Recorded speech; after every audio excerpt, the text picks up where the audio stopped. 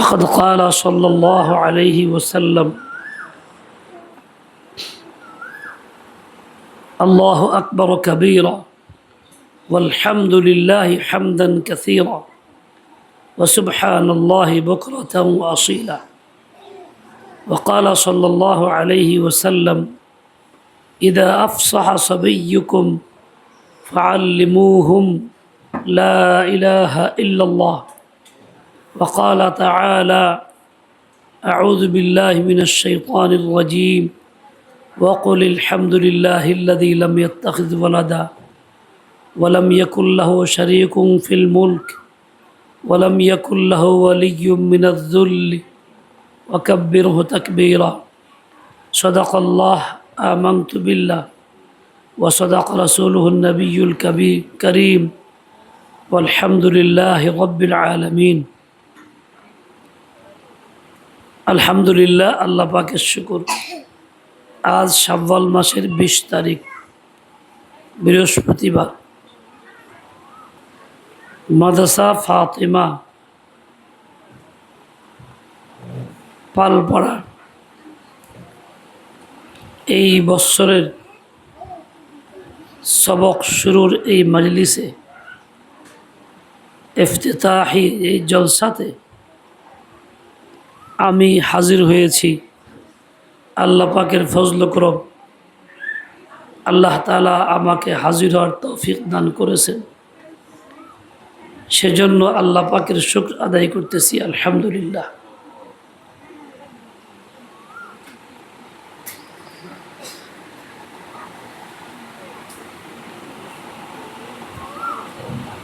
এখানে যারা আছেন ছাত্র,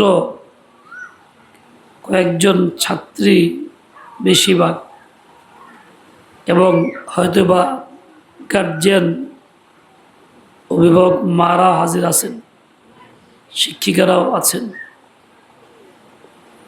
আল্লাহ পাকের মেহরবানি, ফিতনাপূর্ণ যুগে যখন মানুষ দুনিয়ামুখী আল্লাহমুখী না, যখন মানুষ মৃত্যুকে ভুলে গেছে, হিংস্র প্রাণীর ন্যায় চলে, কে কাকে দাবায় রাখবে, কার প্রতি জুলুম করবে, কাটটা মাইরা খাবে, প্রভাব বিস্তার করবে, নিজের বরত্ব দেখাবে, ইত্যাদি ইত্যাদি বহু খারাপি, বহু নোংরামি সমাজের মধ্যে, দেশে প্রসার লাভ করছে। এরই মধ্যে আল্লাহ পাক আমাদেরকে মেহরবানি এবং দয়া করে আল্লাহ পাকের হুকুম, রসুলের তরিকা শিখার জন্য এই মাদ্রাসাতে আসার সুযোগ দিয়েছেন, ভর্তি হওয়ার সুযোগ দিয়েছেন। সেজন্য আল্লাহ পাকের শুকর আদায় করি আলহামদুলিল্লাহ। এক গ্রামে অনেক মহিলার সংখ্যা, সামান্যই কয়জন না। এখানে হাজির অল্প কিছু মানুষ, মেয়েরা। এর চেয়ে অনেক বেশি সংখ্যা আছে যারা এই পরিবেশে আসে নাই, আসার সুযোগ পাই নাই।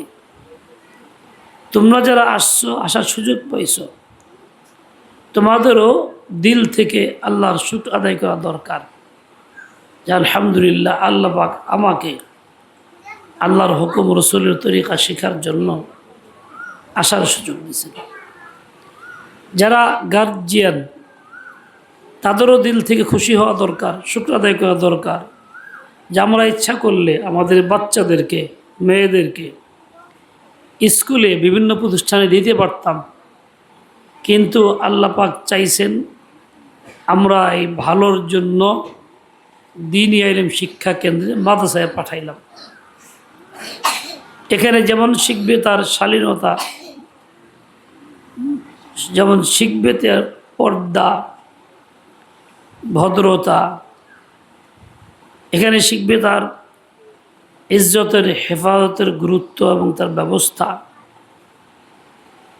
এখানে শিখবে যে আমি একজন মুসলিম পুরুষ কি নারী, আমার আল্লাহর কাছে জবাবদিহিতা আছে, পরকাল আছে। এখানে শিখবে আমি আল্লাহ পাকের বান্দা বান্দি, আমার যাবতীয় সব কিছু পূর্ণ করার মালিক আল্লাহ, তিনি সব পূর্ণ করে দিবেন, তার থেকে আমি চায়া নিব। এখানে তো দুনিয়ার নিয়মে রান্না বাড়া শেখানো হয় না, খিচুড়ি পাকানোও না, ডিম সিদ্ধ ভাজিও না, বিছনা গোছানোও না, শিকা বানানো না, পাখা বানানো শেখানো হয় না, দুনিয়ার নিয়মে এসব শেখানো হয় না। এখানে শেখানো হয় আল্লাহ তাআলার দেওয়া কোরআন এবং তার নবীর আদর্শ, তরিকা, সুন্নাহ, ফিকহ ইত্যাদি। আমরা যারা এখানে ছাত্রদের ভর্তি করছি গার্জিয়ানরা, নিশ্চিত আমরা জানি যে আমাদের এই ছাত্রীরা দ্বীনি ইলম শিখা দুনিয়ার কোনো বড় পদে যাবে না, দুনিয়ার কোনো প্রতিষ্ঠানে যাবে না। এরা দ্বীনি ইলম শিখা নিজেরা আমল করবে। জানার পরেও তো আমরা এখানে দিছি, তার মানে দুনিয়ার উচ্চ আশা আমি করি নাই। দুনিয়ার কোনো উচ্চ আশা করলে আর স্কুল কলেজে পাঠাইতাম, ডাক্তার বানাইতাম, ইঞ্জিনিয়ার বানাইতাম, কত কিছু করার চেষ্টা করতাম, তা আমরা করি নাই। তার মানে আল্লাহ পাক আমাদেরকে বুঝ দিছেন, হিম্মত দিছেন, তৌফিক দিছেন এই দ্বীনি ইলম শিক্ষা কেন্দ্রে পাঠানোর, সেখান থেকে দ্বীনি ইলম শেখানোর। এই জন্য আমরা এখানে দিছি। এটা আল্লাহর দয়া, আল্লাহর শান, আল্লাহ পাকের মর্জি, আল্লাহর মেহেরবানি। আল্লাহ চাইছেন তো হয়েছে। আল্লাহ তাআলার ফজল করম। যদি না হইতো আমরা এখানে আসতে পারতাম না। যেমন হাজারো মহিলা আসে নাই, তাদের মেয়েরা আসে নাই। কাজে আল্লাহ পাক আমাদেরকে খাসভাবে দয়া করে এখানে আনছেন, সুযোগ দিয়েছেন। মনে রাখতে হবে আমরা যারা এখানে আসছি, যারা গার্জিয়ান, তারাও যে আমরা নির্বাচিত। আল্লাহ পাক আমাদের বাছাই করছেন, আমাদের মতো লক্ষ লক্ষ মা বোন থেকে আমাদের বাছাই করছেন। আমি নিজ কৃতিত্বের বলে এখানে আসতে পারি না। কোরআনে পাকে আল্লাহ বলছেন, সুম্মা আওরাসনাল কিতাবা আল্লাযীনা ইসতাফাইনা মিন ইবাদিনা। আমি বাছাই করেছি এই কিতাব দেওয়ার জন্য আমার বান্দাদের থেকে কিছু লোককে। কাজেই আল্লাহ যেহেতু বাছাই করছেন, তাই আমি আসছি। এখানে আল্লাহ পাকের ইহসান এবং দয়া মনে করতে হবে। আল্লাহ তাআলা আমাদের প্রতি খাস রহমত নাজিল করছেন, দয়া করছেন, তাই আসছে। এই কথাটা মনে করা, যেমন মৌখিক শিকার বারবার করতে হবে, ঠিক আল্লাহর কাছে চাইতেও হবে যে আল্লাহ মেহেরবানি করে আমাকে তৌফিক দিয়েন, মাহরুম করেন না, বঞ্চিত করেন না। আল্লাহর কাছে বলতেও থাকতে হবে। আল্লাহ তাআলা সবাইকে সহি বুঝ দেন, হিম্মত আলে তৌফিক খায়ের দিয়ে দেন। এই যে আমি বাচ্চাদের জিজ্ঞাসা করছি, তোমরা ছেলে না মেয়ে, কয়েকবার জিজ্ঞাসা করছি। ছেলেরা হাত উঠাও, পেঁচ লাগাইছে, মেয়েরা হাত উঠাও, পেঁচ লাগাইছে। কেন জিজ্ঞাসা করছি? ফিতনাপূর্ণ যুগ। আগে বলছি, ফিতনার মধ্যে অন্যতম এটা ফিতনা যে আজকাল ছেলে মেয়েকে, ছেলে বা মেয়ের অনুভূতি পয়দা না কইরা উল্টা একটা স্রোত প্রবাহিত করার চেষ্টা করতেছে, তৃতীয় একটা পক্ষ বানানোর চেষ্টা করতেছে। এই ধরনের চিন্তা হইতেছে, ইচ্ছা করলেই কেউ মেয়ে হবে, ইচ্ছা করলেই কেউ ছেলে হবে। মনের কল্পনা হইতেছে আমি ছেলে, মেয়ে কয় আমি ছেলে, হয়ে গেল ছেলে। ছেলে মতো পোশাক পরলো, ছেলে হয়ে গেল। কোনো ছেলে বললো না আমি মেয়ে, মেয়ের মতো পোশাক পরতেছে, মেয়ে হয়ে গেল। এই ধরনের নোংরা একটা স্রোত চলছে। এবং এবং বেশ কিছু বাস্তবতা আসছে এরকম। এই ফিতনাপূর্ণ যুগে দ্বীনি ইলম শিক্ষা যেমন ফরজ, এটাও দ্বীনি ইলমের অংশ। প্রত্যেক বাচ্চাকে জিজ্ঞাসা করা, অনুভূতি পয়দা করা, তুমি ছেলে না মেয়ে, বলবে আমি ছেলে, মেয়ে বলবে আমি মেয়ে। কোনো বাচ্চা যে বলতে না পারে তাকে শিখাই দিতে হবে। ছেলে হলে বলতে তুমি বলো আমি ছেলে, মেয়ে হলে বলতে বলো আমি মেয়ে। এই অনুভূতি পয়দা করতে হবে যাতে করে তৃতীয় লিঙ্গ তৈরি করার সুযোগ না পায় শয়তানে। এটা একটা মারাত্মক ফিতনা। দ্বীনি ইলম শিক্ষা ফরজ, এর মধ্যে এই অংশটাও শেখানো ফরজ। প্রত্যেক গার্জিয়ানদের কর্তব্য হলো প্রত্যেক বাচ্চাকে বাড়িতে জিজ্ঞাসা করবে তুমি কে বলো দেখি, ছেলে না মেয়ে। মেয়ে হলে বলবে মেয়ে, না বলতে পারলে শিখিয়ে দিতে হবে। এবং তার আচার আচরণ পোশাক আশাক ভিন্ন দিতে হবে। দেখো তুমি মেয়ে, এটা মেয়ের পোশাক, আর ছেলে তোমার ভাই ছেলে, ওই দেখো ছেলের পোশাক ওই রকম, তুমি ওরটা পরবে না, ও তোমারটা পরবে না। প্রত্যেক মার কর্তব্য হলো এটা, এই বাচ্চাগুলিকে শেখানো, প্রশ্ন করা, জিজ্ঞাসা করা, মানসিক তৈরি করা, যাতে পরবর্তীতে ও এই রোগে আক্রান্ত না হয়। আমি মনে হয় ছেলে হয়ে গেছি গা, ছেলে হয়ে গেল গা। এটা কাফেরদের চক্রান্ত। এর দ্বারা সমাজের মধ্যে বিশৃঙ্খলা চালু করবে, জেনা চালু করবে, কিংবা অপকর্ম চালু করবে। পুরুষে পুরুষে অপকর্ম চালু করবে। কারণ একটা মেয়ে সে নিজেকে ছেলে মনে করতেছে, ছেলে মতো পোশাক আশাক পরে, বাস্তবে সে ছেলে না। এখন সে বিয়ে করতে ছেলে, বিয়ে করবে এক মেয়েকে, আর নিজেও এক মেয়ে, বিয়ে করলো এক মেয়েকে, সংসার করবে কেমনি? দুজনে অপকর্ম চালু করবে, জিনসি তাআল্লুকাত। কিংবা কোনো ছেলে বললো আমি মেয়ে, কোনো ছেলে বললো আমি মেয়ে, সে মেয়ের মতো পোশাক আশাক করলো, বাপ বই করলো, তো সে বিয়ে বসবে ছেলের কাছে, ওটাও ছেলে এটাও ছেলে, দুই ছেলে অপকর্ম করবে। এই একটা অপকর্ম, এই একটা গজবের কাজ, খাবিস কাজ, নোংরা কাজ চালু করার জন্য এই সমস্ত অমুসলিমদের চক্রান্ত, যাতে করে মুসলমানরা এই অপকর্ম করে করে আল্লাহর আযাবের গজবের মধ্যে পড়ে যায়, ওদের দোয়া কবুল না হয়, ওদের শক্তি না থাকে, ওদেরকে ধ্বংস করা সহজ হয়। এই গভীর ষড়যন্ত্র চক্রান্ত চলছে। আমাদের কর্তব্য হলো সচেতন থাকা এবং তাদের পোশাক আশাক সব কিছু ভিন্ন করে দেওয়া, তাদের জিজ্ঞাসা করে মানসিক পরিবর্তন করে দেওয়া, যাতে শয়তান ধোঁকা দিয়ে ওদেরকে এইভাবে আক্রান্ত করতে না পারে। এটা একটা ফরজ বর্তমান সময়।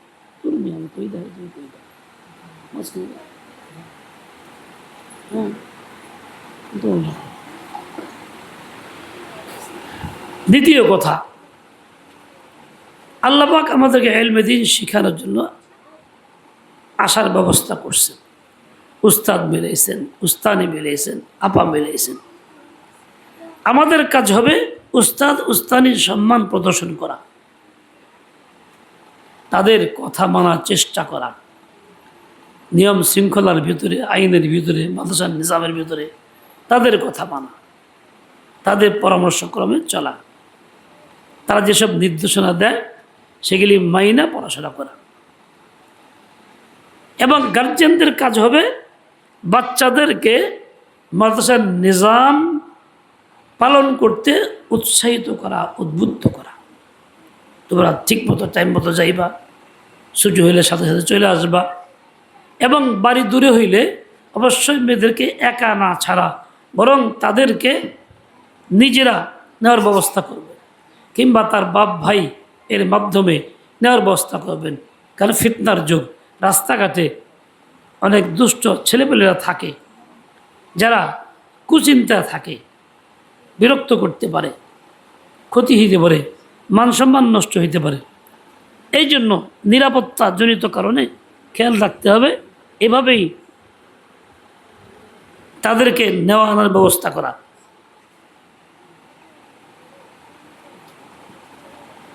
তৃতীয় কথা, প্রত্যেক গার্জিয়ানের কাজ হবে বাড়িতে বাচ্চারা যখন পৌঁছে তাদের জিজ্ঞাসা করবে, আজকে তুমি কি পড়ছো? তো বাচ্চা বলবে, আমি আজকে এই পড়ছি। এত করে বাচ্চার খোঁজখবরটা নেওয়া হবে, পড়াশোনা করলো কিনা তাকিদ হবে, বাচ্চা মনোযোগী হবে, আমাকে বলতে হয়। এবং এর সাথে আপনিও তার থেকে শুনলেন কি শিখলো, কি জানলো। তাহলে এই ইলম আপনার মাঝেও আসবে, আপনিও তার থেকে শিখতে পারবেন। বাচ্চা এখানে শিখবে, এটা শিক্ষা প্রতিষ্ঠান। আপনার ঘরটা হবে শিক্ষা প্রতিষ্ঠান। এটা বড় মাদ্রাসা, ওটা মিনি মাদ্রাসা। এখানে আপনার মেয়ে পড়বে ছাত্রী, বাড়িতে গেলে আপনি ছাত্রী, মেয়ে আপনার শিক্ষিকা, তার থেকে আপনি শিখবেন। সে আপনাকে শিখিয়ে দেবে, আজকে এই পড়া হয়েছে। এর দ্বারা যেমন বাচ্চার মনোযোগ থাকবে, পড়াশোনা ইয়াদ হয়ে যাবে, আপনিও শিখতে শুনতে পারলেন, গুরুত্ব বাড়বে। ঠিক তেমনি আপনি সুফল পাবেন। এখান থেকে বাচ্চা যা শিখলো তা আমলে পরিণত করলো কিনা ওটাও আপনি দেখবেন। তাহলে ওই বাচ্চা আস্তে আস্তে গড়বে, সুফল পাবেন। অভিযোগ থাকবে না যে আমি যা চাইছিলাম তা পাই না। কিংবা এই কথা, হুজুর বাচ্চা তো বাড়ি থেকে নামাজ পড়ে না, এই অভিযোগ থাকবে না। এভাবে আপনাকে নিজেকে করতে হবে। মা বোনরা আমার, আপনারা যারা আসছেন গার্জেন হিসাবে কিংবা গার্জেন নাই হন, মনে রাখবেন আপনারা সংসারের অনেক কাজ করেন, যাবতীয় কাজ আপনারাই করেন। পুরুষরা বাইরে থাকে, সংসারে কাজ করে না। তাদের উপার্জন ক্ষেত খামারে, চাকরি বাকরি, দোকানপাটে তাদের ব্যস্ততা। সংসারটা আপনাকে গুছাইতে হয়।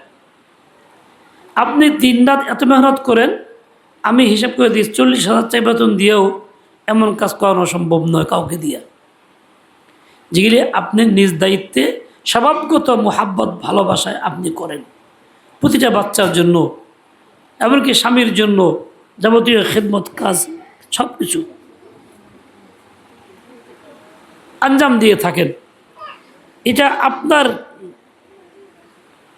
লক্ষ্যটাকে আমি এইভাবে সংসার গুছাবো, এই যে সংসারটা গুছাইতেছেন এবং উন্নতি আপনার দ্বারা হইতেছে সংসারে, এই সব কিছু কার কাজ?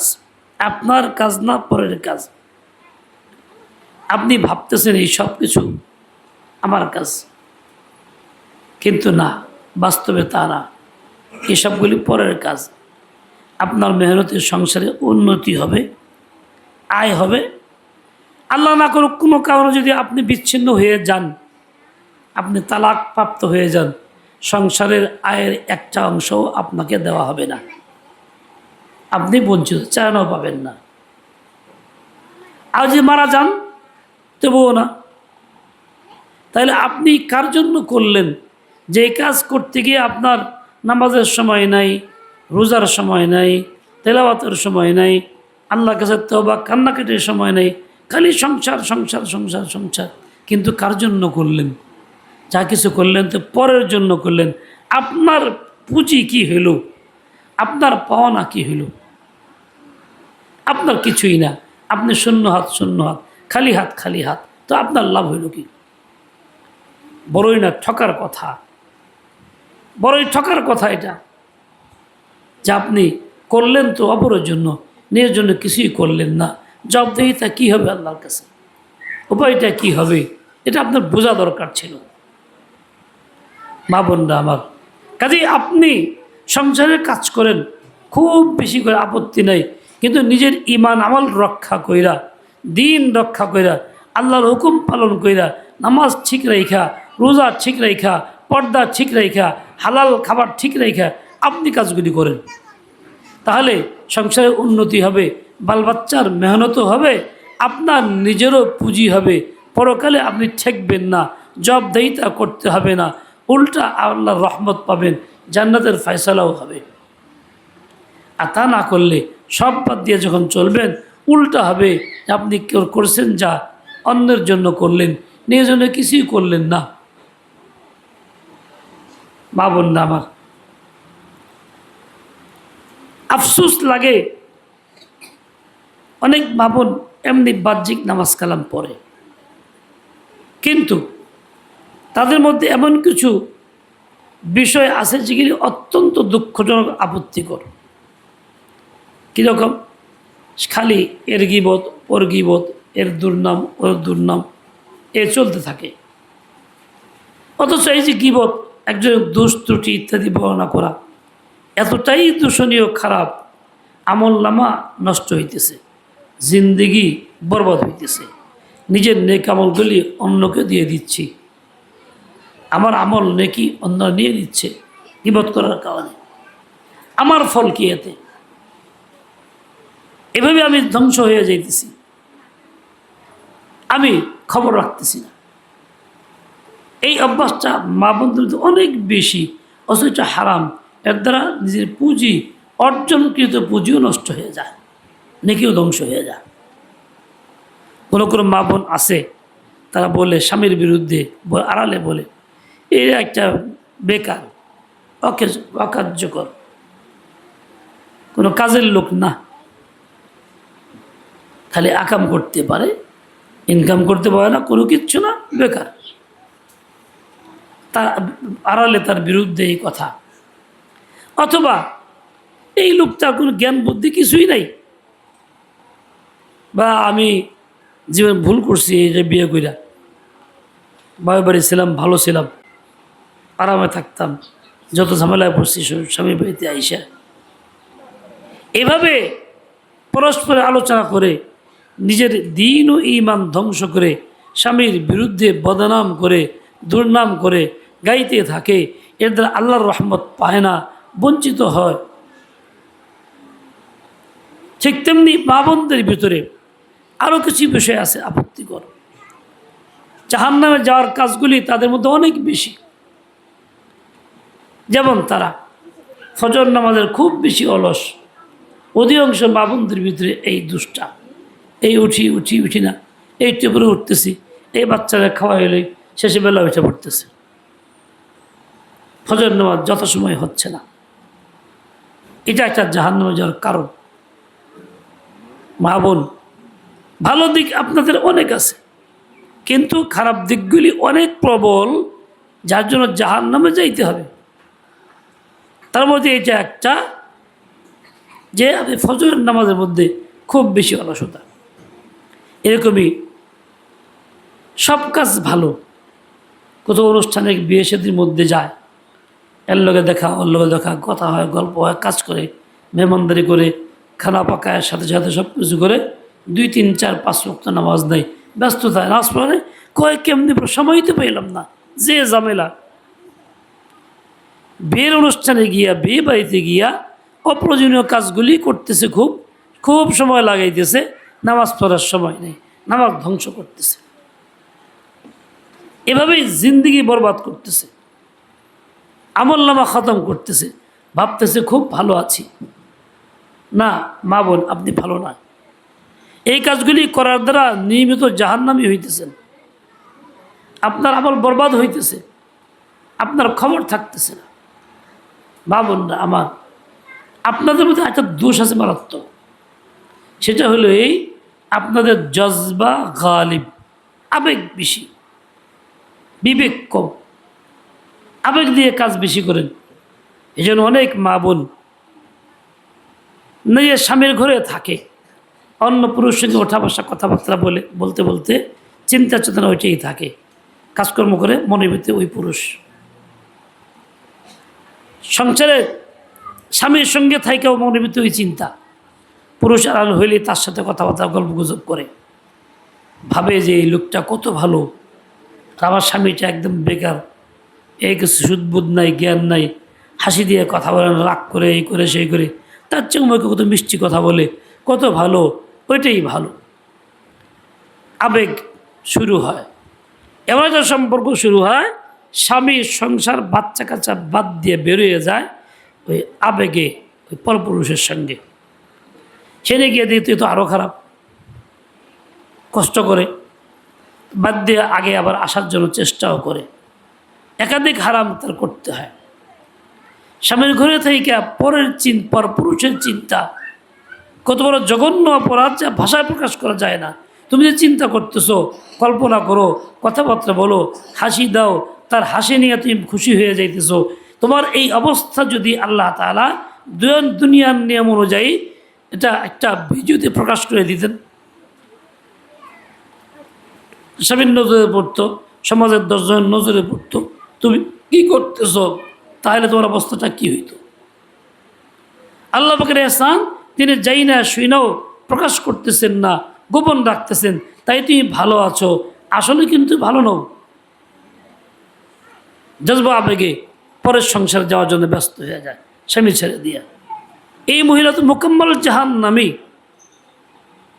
শুধু বোরকা পড়লে দিন হয় না, শুধু নামাজ পড়লেই দিন হয় না, বরং ভিতরটাকে পরিষ্কার রাখতে হয়। তোমার জন্য স্বামী ছাড়া দ্বিতীয় কোনো পুরুষ আর নাই, যাকে নিয়ে তুমি চিন্তা করবা, গল্প গুজব করবা, হাসি মজাক করবা, যাকে নিয়ে সময় কাটাইবা, তোমার জন্য কেউ নেই।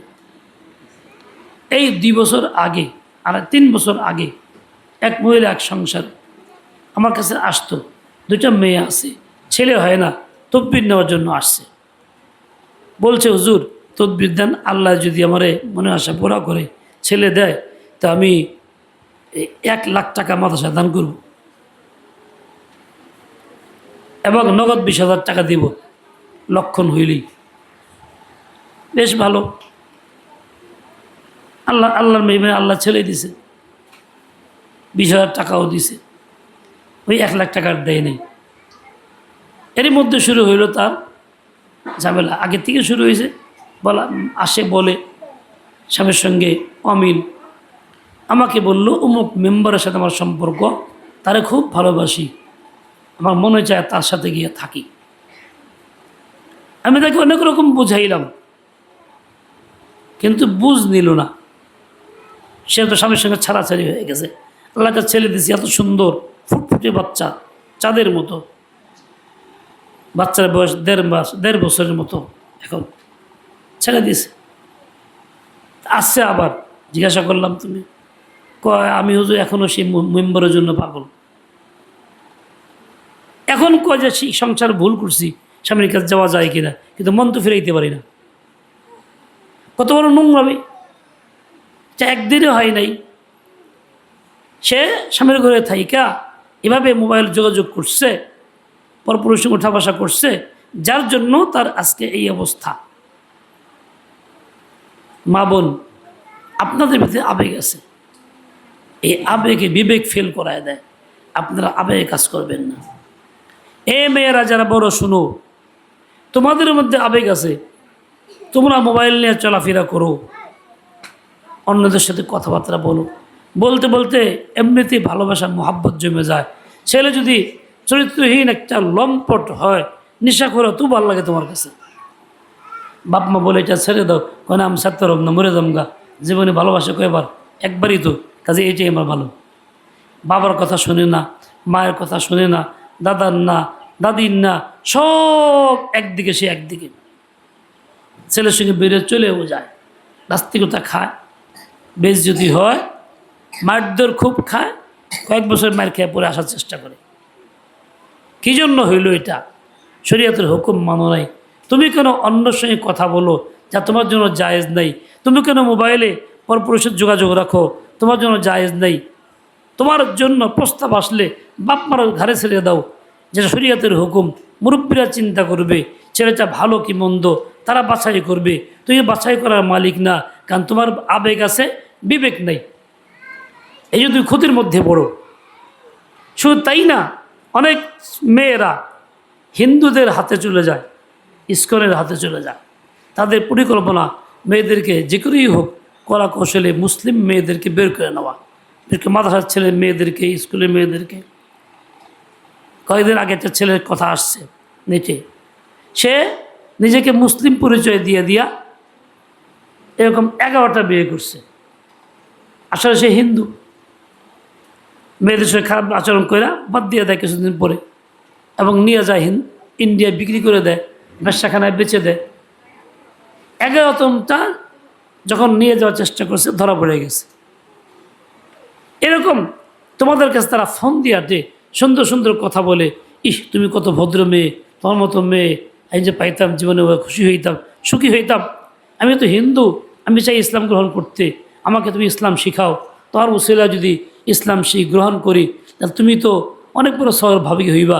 উল্টা এমন সব কথা তোমাকে বলবে, তুমি আরে ভালো একটা ছেলেকে তাকে ইসলাম শিখাই, মুসলমান বানাই, জীবন দিয়ে দেই, তুমি তার কথায় পইটা যাও, পইটা গিয়ে এইসব কাজকর্ম করো। ফল কি হয়? তোমার জীবন ধ্বংস হয়, ইজ্জত নষ্ট হয়, তোমাকে ব্যবসাখানায় বিক্রি করা হয়। এই ঘটনা অনেক আছে। বাংলাদেশের 3.5 লাখের ঊর্ধ্বে মেয়েরা আছে যা ইন্ডিয়া বিভিন্ন জায়গাতে ব্যবসাখানায় আছে, যাদের নিয়ে এরকম ধোঁকা দিয়ে বিক্রি করে দেওয়া হয়েছে। এই জন্য মেয়েরা তোমরাও সাবধান, রাস্তাঘাটে কারোর সাথে কথা নাই, কোনো ছেলে কিছু বললে তার সাথে প্রেমের আলাপ না কইরা বাপ মারে জানাই দাও যে এই ছেলে আমাকে এই কথা বলে। ওই ছেলেকে বলো আমার সাথে কোনো কথা নেই, যা বলো বাপ মাকে বলো গা। তুমি এরা চলো, এবং একা আর চলবে না, বাপ ভাইকে নিয়ে চলো, যাতে করে তোমাকে কেউ ক্ষতি করতে না পারে। শরীয়তের হুকুম এটা। আজকাল মা বোনরা নিজেরা খুব বেশি চলাচলের অভ্যাস, পুরুষ ছাড়া, স্বামী ছাড়া, ভাই ছাড়া, বাপ ছাড়া, এই রিক্সা যায়, এই অটোতে যায়, এই বাসে চলে যাইতেছে, সফর করতেছে, তো বাসে ওইটা বসে, তো 2 সিট তো আর নেয় না, 1 সিট নেয়, বোরকা পরেই বসছে, পাশে এক পুরুষ বসছে, এখন চাপাচাপির জায়গা হয় না, গায়ে গায়ে মিশা থাকে, পর্দা কেমনে হইল? তাছাড়া বোরকায় ছাড়াই তো ভালো ছিল, বোরকা পরেও গায়ে গায়ে লেগে রয়েছে, ওই বেটার হাত তোমার বুকে স্তনে লাগে, পেটের মধ্যে লাগে। পর্দা বলতে কিছুই তোমার নাই, নামে আলো পর্দা বোরকা। মেয়েরা একা একা অটো দিয়ে স্কুলে মাদ্রাসায় যায়, বোরকা পরে যায়, বাপ মা খুশি, আমার মেয়ে খুব পর্দা করে। অটোতে 2 জনের জায়গায় 3 জন বসা হয়, মেয়ে মাঝখানে বলে 2 জন 2 পুরুষ পড়লে কি উপায় হয়? একবারে সম্পূর্ণ বেপর্দা, এটা হারাম। তুই মেয়েকে দিয়ে যাও, কেউ হাইটে আসুক, কিংবা সিট 3টা একসাথে নাও, যা আমি একাই বসবো, তাও ভালো। এভাবে জিন্দিগি বরবাদ হইতেছে তোমাদের পর্দার নামে বেপর্দেগি। মা বোনরা আপনারা সাবধান হন, সচেতন হন, সতর্ক হন, কোরআন সুন্নাহর বাইরে আপনারা চলবেন না। অনেক মা বোন নিজেরা দ্বীনি ইলম শিখে নাই, ঠিকমতো নামাজও পড়তে পারে না, কিরাত সূরা ইত্যাদিও পড়তে পারে না, আত্মায়াত দুরূদ পড়তে পারে না, কিন্তু চলছে এভাবে না। আপনাদের কাজ হইল আপনারা প্রতিদিন কিছু কিছু করে শিখেন, কারো কাছে, কোনো মহিলা শিক্ষকের কাছে, কোনো আলেমার কাছে শিখতে থাকেন। আপনি না শিখে এভাবে চলতে থাকলে আপনার নামাজও হয় না, কোরআন শিখেন নাই, পড়তে পারেন না, তাইলে আপনি কোরআন অশুদ্ধ পড়ার কারণে নামাজ পড়লেও তা বাতিল।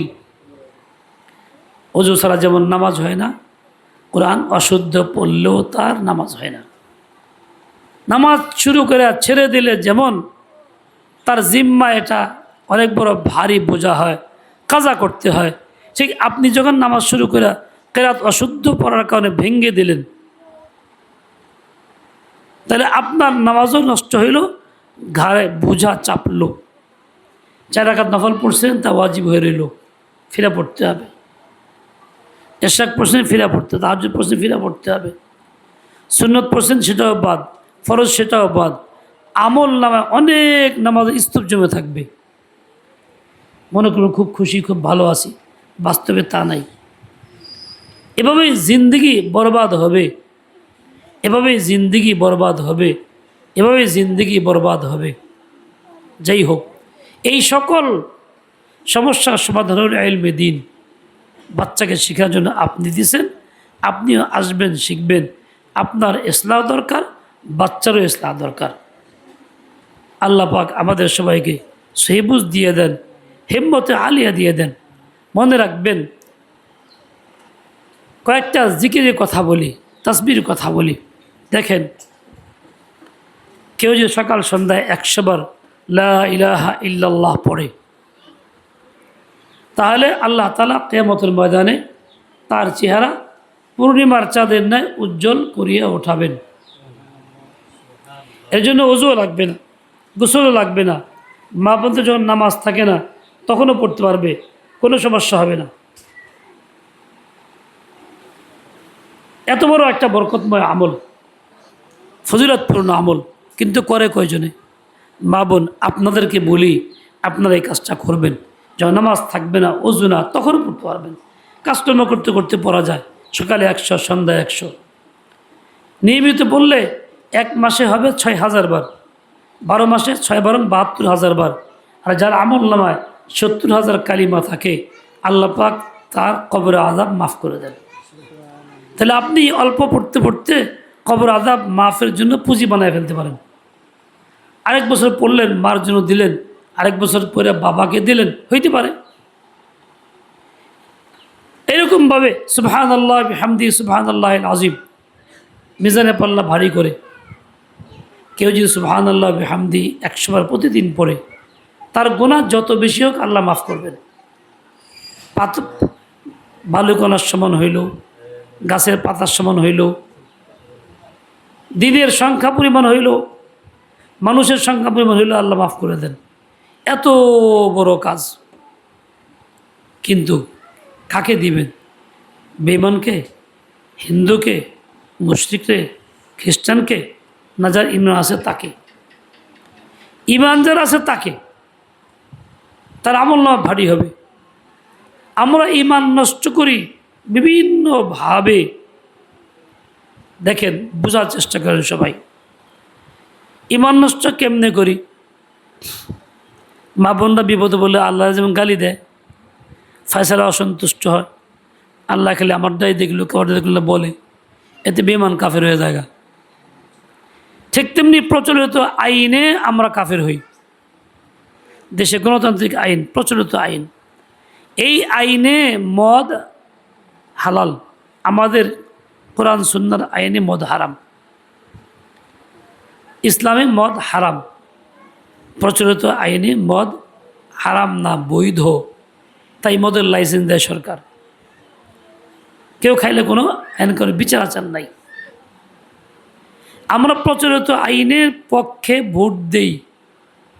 তো ভোট দিলে মদটাকে হালালের পক্ষে ভোট দিলাম, এর দ্বারা ইমান নষ্ট হয়ে গেল, হারামকে হালাল করলাম। পর্দা করা ফরজ, প্রচলিত আইনে পর্দা নাই। মানুষ স্বাধীন, যার যার মতো চলবে, যেমনি পোশাক তেমনি পরবে, ল্যাংচা গরু, কিচ্ছু করার নেই। এই জন্য কোনো পোশাকে বাধ্য করা যাবে না, স্কুলে, শিক্ষা প্রতিষ্ঠানে, ইত্যাদি ইত্যাদি। পর্দা নেই। এই আইনের পক্ষে যখন ভোট দিতেছি, তখন আমি পর্দার বিপক্ষে ভোট দিতেছি। আমি এরকম বেঈমান হয়ে যেতেছি। সুদ হারাম, প্রচলিত আইনে সুদ হালাল। এই জন্য সুদের লাইসেন্স দেয়, সুদ নিতে বাধ্য করে। মিল ফ্যাক্টরিওয়ালা সুদ ছাড়া করতে পারে না। আমি যখন এই আইনে ভোট দেই, ইসলামের পক্ষে ভোট দেই না, তখন কি হয়? আমি সুদকে হালাল হওয়ার পক্ষে ভোট দিলাম, বেঈমান হয়ে গেলাম। এরকমভাবে আমি ইমান হারা করতেছি। উপরে উপরে খুশি, আমি ভালো আছি, জান্নাতে যাব, ভাবুন না, আমার সম্ভব না। এই জন্য আগে কুফরি আইনকে ঘৃণা করা, তার পরিবর্তে ইসলামী আইনকে অন্তরে জায়গা দেওয়া, সেটার জন্য মেহনত করা, দাওয়াত দেওয়া, একে অপরকে বলা, সকলে মিলা বাস্তবায়নের জন্য চেষ্টা করা, আহ্বান করা, তবেই যদি বাস্তবায়ন হয়। যাই হোক, এভাবে আমি ইমান ধ্বংস করে ফেলতেছি। বাবনরা আমার, ইমান ধ্বংস না করি, ইসলামের পক্ষে, ইসলামী দলগুলির পক্ষে, আল্লাহ মামুনুল হকের পক্ষে, রিকশা মাক্কার পক্ষে থাকি, এখানে ভোট দেই, যাতে করে আমার ইমান নষ্ট না হয়, ইমান ঠিক থাকে। আল্লাহ পাক সেই বুঝ দেন, আমলের তৌফিক দান করেন। এই যে মাদ্রাসা, দ্বীনের শিক্ষা কেন্দ্র, এটাকে আল্লাহ তাআলা দিন দুগুণা রাত চুগুণা তারাক্কি দেন। আল্লাহ পাক কবুল মঞ্জুর করেন। তোমরা যারা মেয়েরা আসছো, তোমাদেরকে আল্লাহ তাআলা কবুল করেন। তোমাদের কাজ হইল, তোমাদেরকে আল্লাহ এই পথে আনছেন, শুকর আদায় করো। খুব মনোযোগ দিয়ে বৈশা লেখাপড়া করবা, যতটুকু যাই পড়ো যাতে শতভাগ পাক্কা হয়, বুঝে নিতে পারো।